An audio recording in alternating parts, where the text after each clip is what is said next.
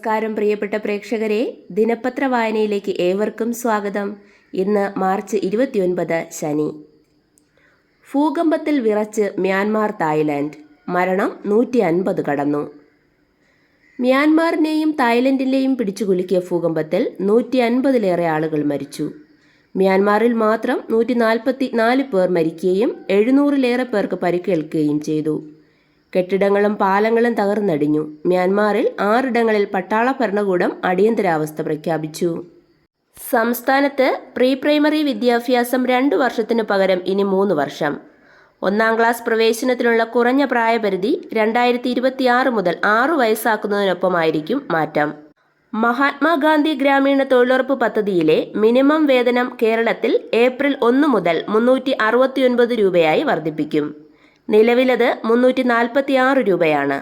ഉയർന്ന മിനിമം വേതനമുള്ള സംസ്ഥാനങ്ങളിൽ കേരളം 4-ാമതാണ്. ഔദ്യോഗിക വസതിയോട് ചേർന്ന സ്റ്റോർ മുറിയിൽ നോട്ടുകെട്ടുകൾ കണ്ടെത്തിയതിനെ തുടർന്ന് വിവാദത്തിലായ ജസ്റ്റിസ് യശ്വന്ത് വർമ്മയ്ക്ക് ഔദ്യോഗിക ചുമതലകൾ തൽക്കാലം നൽകരുതെന്ന് സുപ്രീം കോടതി ചീഫ് ജസ്റ്റിസ് നിർദ്ദേശിച്ചു. സെക്രട്ടേറിയറ്റിനു മുന്നിൽ തുടരുന്ന സമരം കടുപ്പിക്കാൻ ആശാ വർക്കർമാരുടെ തീരുമാനം. പട്ടിണി കിടന്ന് പ്രതിഷേധിച്ചിട്ടും തിരിഞ്ഞു നോക്കാൻ സംസ്ഥാന സർക്കാർ തയ്യാറാകാത്ത സാഹചര്യത്തിൽ സമരത്തിന്റെ 50-ാം ദിവസമായ 31-ന് മുടിമുറിച്ച് പ്രതിഷേധിക്കുമെന്ന് സമരക്കാർ അറിയിച്ചു. ആശമാരുടെ ആവശ്യങ്ങളോട് മുഖം തിരിച്ചു നിൽക്കുന്ന സർക്കാരിന്റെ സമീപനം അങ്ങേയറ്റം ജനാധിപത്യ വിരുദ്ധമാണെന്ന് Kerala ASHA health workers association അഭിപ്രായപ്പെട്ടു.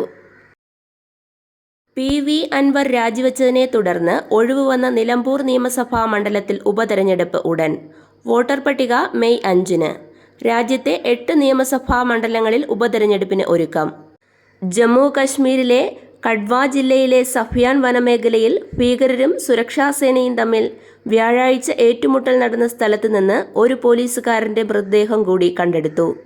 മിനിമം താങ്ങുവില ഉൾപ്പെടെയുള്ള ആവശ്യങ്ങൾ ഉന്നയിച്ച് പഞ്ചാബ് ഹരിയാന അതിർത്തിയിൽ മരണം വരെ നിരാഹാര സമരം നടത്തിയിരുന്ന ജഗ്ജീത് സിംഗ് ദല്ലേവാൾ രാഷ്ട്രീയ അജണ്ടകളില്ലാത്ത യഥാർത്ഥ നേതാവാണെന്ന് സുപ്രീം കോടതി പറഞ്ഞു. കഴിഞ്ഞ വർഷം നവംബർ 26-നാണ് ദല്ലേവാൾ നിരാഹാരം തുടങ്ങിയത്. ഏപ്രിൽ 1 വരെ സംസ്ഥാനത്ത് ഒറ്റപ്പെട്ട ഇടങ്ങളിൽ മിന്നലോടുകൂടിയ മഴയ്ക്ക് സാധ്യത. CA ഫൈനൽ പരീക്ഷ വർഷത്തിൽ 3 തവണ നടത്താൻ institute of chartered accountant of India തീരുമാനിച്ചു. 1-ാം ക്ലാസ് പ്രവേശനത്തിനുള്ള കുറഞ്ഞ പ്രായം 6 വയസ്സാക്കാനുള്ള തീരുമാനം സംസ്ഥാനത്തെ CBSE സ്കൂളുകളിൽ പ്രതിസന്ധി സൃഷ്ടിക്കുകയില്ലെന്ന് വിലയിരുത്തൽ. ഭൂരിഭാഗം CBSE സ്കൂളുകളും കഴിഞ്ഞ 2 വർഷമായി 6 വയസ്സ് നിബന്ധന പാലിക്കുന്നുണ്ടെന്ന് സംഘടനകൾ ചൂണ്ടിക്കാട്ടി. വിദേശ രാജ്യങ്ങളിൽ പഠനം പൂർത്തിയാക്കി തിരികെ എത്തുന്നവർക്ക് തുല്യതാ സർട്ടിഫിക്കറ്റ് നൽകാനുള്ള ചുമതല UGCയെ ഏൽപ്പിക്കുന്നു. UGC ഔദ്യോഗിക പ്രഖ്യാപനം നടത്തിയിട്ടില്ലെങ്കിലും ഇതിനുള്ള നിർദ്ദേശം കേന്ദ്ര സർക്കാർ നൽകിയതായാണ് വിവരം. മധ്യവേനലവധി, ഇന്ന് സ്കൂളുകൾ അടയ്ക്കും. സ്കൂൾ അധ്യയന വർഷത്തിന് ഇന്ന് സമാപനം. +1-ന്റെ അവസാന പരീക്ഷയോടെയാണ് അധ്യയന വർഷം അവസാനിക്കുന്നത്. SSLC, +2 മൂല്യനിർണ്ണയം ഏപ്രിൽ 3 മുതൽ. തദ്ദേശീയമായി വികസിപ്പിച്ച ലൈറ്റ് കോമ്പാക്ട് ഹെലികോപ്റ്ററുകൾ വാങ്ങാനുള്ള വമ്പൻ കരാറിൽ പ്രതിരോധ മന്ത്രാലയവും ഹിന്ദുസ്ഥാൻ എയറോനോട്ടിക്സ് ലിമിറ്റഡും ഒപ്പിട്ടു. 156 പ്രജന്റ് കോപ്റ്ററുകൾ വാങ്ങാനുള്ള 62,700 കോടി രൂപയുടെ കരാറിന് അംഗീകാരമായി.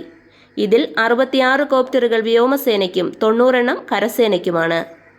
ജനവാസ മേഖലകളിൽ കടന്നുകയറി ജീവനും കൃഷിക്കും നാശം വരുത്തുന്ന കാട്ടുപന്നികളെ വെടിവെച്ചു കൊല്ലാൻ പഞ്ചായത്തുകൾക്ക് അധികാരം നൽകിയെന്ന് ആവർത്തിക്കുന്ന കേന്ദ്ര സർക്കാർ കാട്ടുപന്നിയെ ക്ഷുദ്രജീവിയായി പ്രഖ്യാപിക്കുന്ന വിഷയത്തിൽ ഉരുണ്ടുകളിക്കുകയാണെന്ന് ആരോപണം. ക്ഷുദ്രജീവിയായി പ്രഖ്യാപിച്ചാൽ കാട്ടുപന്നിയെ ഫലപ്രദമായി നിയന്ത്രിക്കാം. അർബുദം, പ്രമേഹം എന്നിവയ്ക്കടക്കമുള്ള 384 മരുന്നുകൾക്കും 1000-ഓളം മരുന്നുകൂട്ടുകൾക്കും അടുത്ത മാസം 1 മുതൽ വില കൂടും. അവശ്യ മരുന്നുകളുടെ ദേശീയ പട്ടികയിൽ ഉൾപ്പെട്ടവയാണിവ. വാർഷിക മൊത്തവില സൂചികയെ അടിസ്ഥാനമാക്കി 1.74% വില വർധനയ്ക്ക് നാഷണൽ ഫാർമസ്യൂട്ടിക്കൽ പ്രൈസിംഗ് അതോറിറ്റി അനുമതി നൽകി. തീരുവ യുദ്ധത്തിന്റെ ആഘാതം കുറയ്ക്കാൻ ഇന്ത്യ. ബദാം, വാൾനട്ട്, ക്രാൻബെറി, പിസ്ത തുടങ്ങിയ ഒട്ടേറെ US ഉൽപ്പന്നങ്ങളുടെ ഇറക്കുമതി തീരുവ ഇന്ത്യ കുറച്ചേക്കും. സ്വർണ്ണവിലയിൽ വീണ്ടും വൻ കുതിപ്പ്. ഇന്നലെ പവന് 840 രൂപ വർദ്ധിച്ചു. 2024-25 സാമ്പത്തിക വർഷത്തിൽ ഓഹരി നിക്ഷേപകരുടെ ആസ്തിയിലുണ്ടായ വർധന 25.90 ലക്ഷം കോടി രൂപ. ബാങ്ക് ATMൽ സൗജന്യ ഇടപാടിനുള്ള പ്രതിമാസ പരിധി കഴിഞ്ഞാൽ മെയ് 1 മുതൽ ഓരോ ഇടപാടിനും 23 രൂപയും GSTയും നൽകണം. നിലവിലത് 21 രൂപയാണ്. 2 രൂപയാണ് വർധന. ഇത് സംബന്ധിച്ച വിജ്ഞാപനം റിസർവ് ബാങ്ക് പുറത്തിറക്കി. രാജ്യത്ത് ഇലക്ട്രോണിക് ഘടക നിർമ്മാണം പ്രോത്സാഹിപ്പിക്കാനായി 23,919 കോടി രൂപയുടെ പദ്ധതിക്ക് കേന്ദ്ര മന്ത്രിസഭായോഗം അംഗീകാരം നൽകി. അടുത്ത 6 വർഷത്തിനിടെ ഇതുവഴി 91,600 പേർക്ക് തൊഴിൽ ലഭിക്കുമെന്ന് കേന്ദ്രമന്ത്രി അശ്വിനി വൈഷ്ണവ് പറഞ്ഞു. കർഷകരിൽ നിന്ന് ഉൽപ്പന്നങ്ങൾ സംഭരിച്ച് വിൽപ്പന നടത്താൻ ഹോർട്ടി കോർപ്പറേഷന്റെ നേതൃത്വത്തിൽ എല്ലാ ജില്ലകളിലും ഫാം ക്ലബ്ബുകൾ രൂപീകരിക്കുന്നു.